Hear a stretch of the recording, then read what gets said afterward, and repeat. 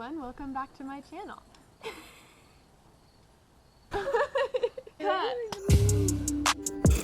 Fold up.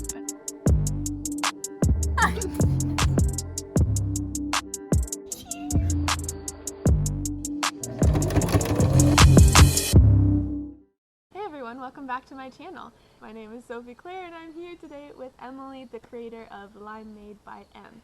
And today we're going to be creating the Peggy dress from the musical Hamilton.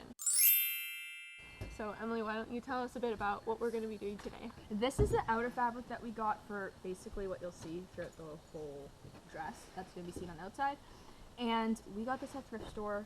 All this fabric is thrifted, which is like the way I do things because it's like too expensive otherwise. There's a bee, so ignore us. So that's the outer fabric. This, you do need fabric to line it or else you're going to be like, it's not going to be okay. Why won't it be okay? Because it's going to be, number one, it's not physically possible to put together the bodice without lining. Okay. And number two, it'll be so thin, it will have no structure, and it'll just be like a t-shirt. Flat. And you'll be like, Yeah. why doesn't this look right? And that's why. So this is just a white sheet. Like a bed sheet? Yeah, like a bed sheet. It's all cotton. And we got this for lining as well because we needed more lining. And it just happens to be yellow, which is like relatively convenient. If the fabric's see-through, you want like a light solid color, or yellow's also convenient, but you don't want to go with like black plaid. Learn Don't from do your mistakes. Okay, and then this is probably the weirdest thing, and it's not thrifted, is literally industrial zip ties from like Home Depot or Rona or whatever. And you're going to use this as boning, which will keep the bodice front straight. It won't be like all floppy and stuff like modern clothes, because that's like not the look we're going for.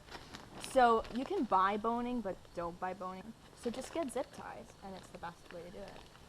Perfect. This was a struggle finding lace. Only if you're making Peggy's dress do you need lace. You don't need lace to just make anything. It's just if the dress has lace, you're not going to blah, blah. This was off a really gross bed sheet that was like burnable, but the lace was okay. So I got the bed sheet, ripped the lace off, threw out the bed sheet, and kept the lace. This is for the back. It's going to be lacing at the back. It's not a zipper. It's not buttons. It's basically like a corset back.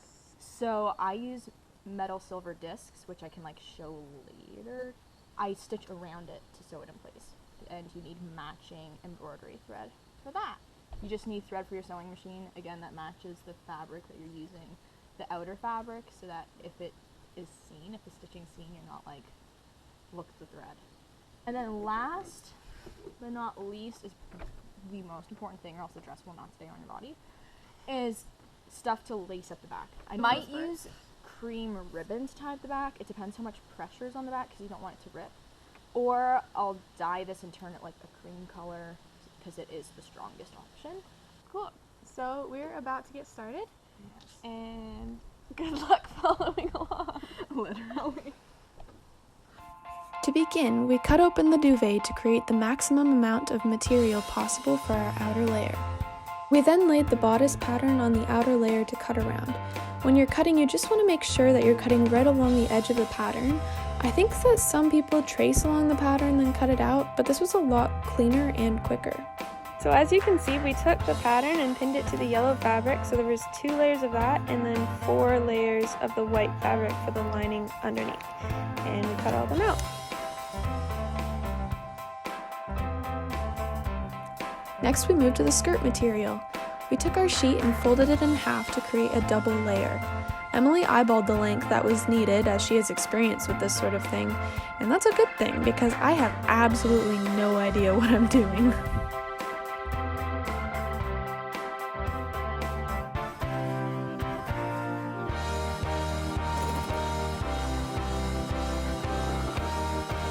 Emily sewed the ends of the outer fabric we had cut out together to create a longer piece, as we needed lots of material for that skirt. Before putting the skirt together, we ironed out the fabric and focused especially on the seams to help them lay flat. Next, we sewed the liner fabric to the outer fabric to create a double layer for the skirt.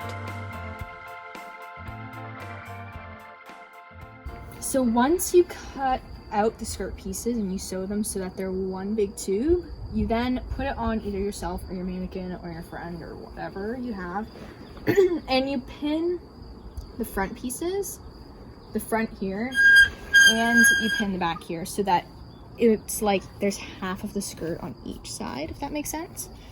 And then you'll experiment with pleating this. Basically, you'll pinch the fabric and fold it over like this. You'll pinch it and you'll fold it and you'll pin it here. And once you know how many pleats are on each side, then you can count that and you can do the same to the other side. Then I pinned it all, tried it on, made sure that it was the right size. And then I sewed all the pleats down. And now we're going to be working on the waistband. Actually, let's come back to that in a bit. Alright, so the next thing that we're working on is covering the buttons for the front of the dress. So they'll go down like straight in front on the bodice. So what you want to do is grab some thread. I'm just sticking with the yellow theme here. And cut out a little circle. Pick a button that you want to use. It could be any color because you're going to cover it. And you want to leave enough space for it all to scrunch over. Kind of like that. You can guess and play at it. And what you want to do is stitch just like around the edges of the circle all the way around. And if you want it to lay flat on your button, make the stitches closer together. Whereas if you want to, it's coming out. If you want it to like be more bunchy around it, then keep it to really wide stitches. Doesn't really matter, like you're not going to be seeing the stitches, so they don't need to be pretty.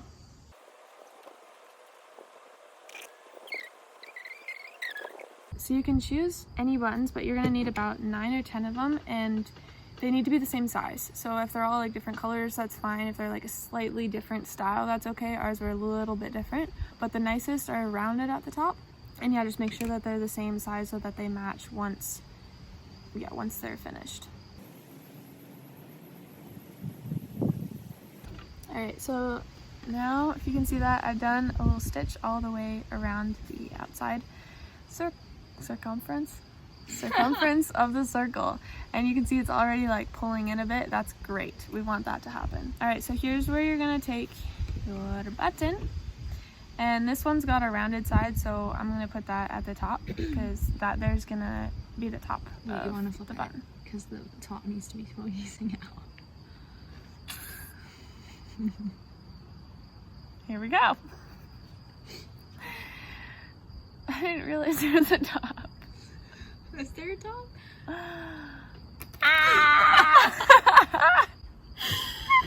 This is going great. Okay, we're back.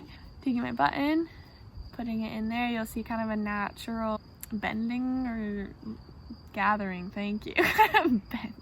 So if you just pull on the string in the direction that you're going, it'll just naturally kind of fold up and around the button. Gotta love faulty audio. Basically here you stitch around the circle a couple times again, pulling the fabric pretty much as tight as possible. Alright, so there's the final product. Once that's all knotted off. And at the end, you should have roughly 9 of these little buttons, and we will show you what to do with them tomorrow. Alright, so thanks for tuning in for day number 1. We will be back bright and early tomorrow morning to hopefully get done as much as possible. If we can finish, that would be great, but we might have to push it to 3 days. Day number 2!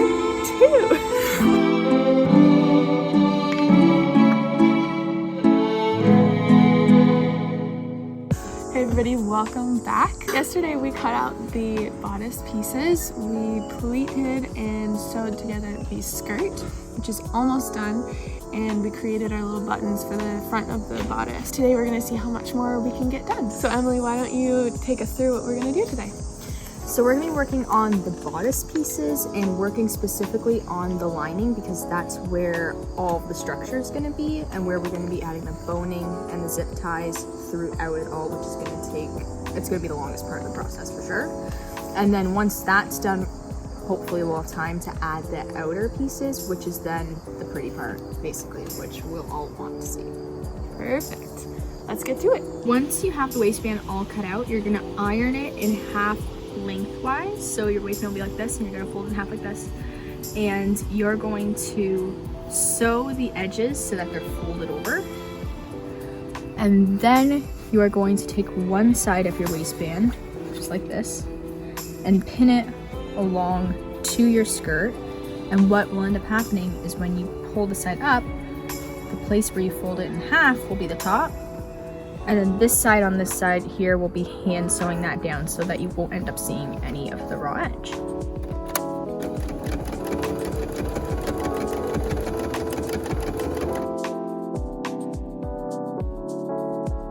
Next, we pinned the liner bodices together and then sewed.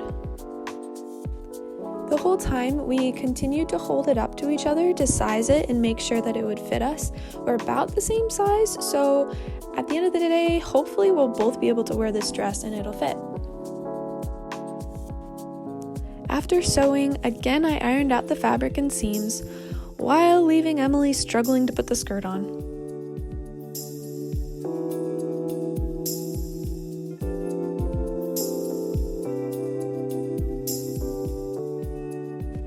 Next up, the bodice boning. As Emily finished up most of the skirt, I sewed channels into the bodice, which is basically just a bunch of straight lines the width apart of our zip ties. Please take a mental break to observe Emily bending over backwards for her dog, Callie.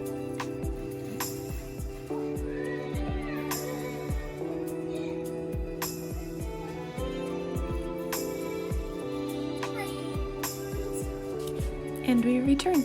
So once you have the boning channels sewn in like this, the right width for your zip ties, you're going to get your zip ties out and cut off these ends here.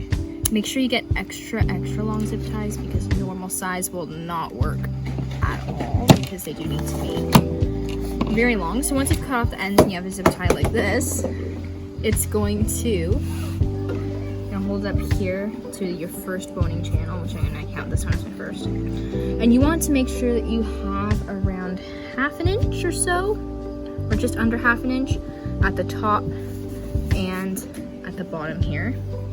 So you're going to want to trim it to size, and by how you do that would be line up there, and then take it about 1/2 inch there, and cut off like that. And once you have it cut to size, you're gonna get a candle here. As you can see, it is indeed lit. You're gonna need some sort of flame. And you're going to put the zip tie in the flame a little bit. It's black. Okay, I never do a candle. Why is it black? Okay, are we gonna keep going with this? After some trial and error, I found out that if you hold the zip tie close to the flame instead of inside of it, it doesn't turn black. You know Leslie Odom Jr., the guy who plays Burr, has a sick Christmas album. It's like jazzy, and it's really good. Once both sides are melted and completely wiped down, there's no black coming off anymore. You're going to find the boning channel that you cut your zip tie to length for, and you're going to put it on the end here, either the top or bottom, doesn't really matter. Hello? Let's try the bottom. You're gonna shove it in like so. And then it's one tiny little stiff piece, but you're gonna be doing that pretty much all the way across. You might skip a couple as we go, but I guess we'll see how it works. So once you've sewn the boning channels and put all the boning in the front here, I've gone all the way across. And again, if you want to skip some spaces like over here and here on the outside, you can. We didn't, because I thought like it's just better not, it's different that way. And then we also put some on the side seams here. About, how many did we put? 6 pieces along the side seams. You want to make sure it doesn't go too far back, because things start to like curve because it curves to your back, and then like you can't have a straight piece of boning there anymore. And make sure that they don't go too high up, because that's where your underarm is going to be, and you don't want boning poking in your underarm because you're going to be miserable. And then now we're at the way back here, which is where the lacing is going to be, like the corset lacing back. These zip ties are not long enough to reach from here to the end, which is not okay. So we have these longer zip ties, these extremely long, heavy-duty zip ties that we're going to be cutting to size for this section here. And you need to have boning at the back, because if not, it's going to be completely crumpled when you lace it up. It's going to be like a knot, basically. Now that the boning's complete, here's what it looks like.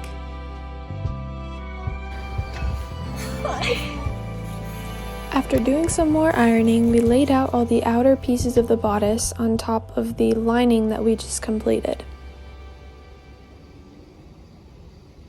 So once you have these pieces laid out, you want to create what's going to look like a false front. So it's not actually going to open here. It's going to be sewed completely on, but it's going to be doing nothing. So to do that, I pinched the fabric here and sewed this stitch along here, and the fabric's actually folded underneath.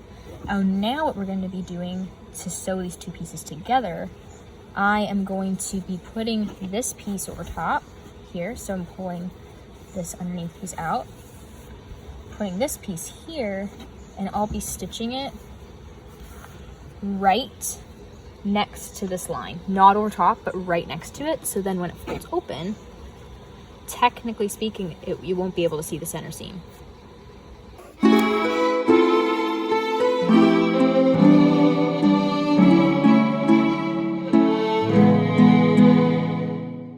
So we kind of forgot to film this part, but I'll fill you in.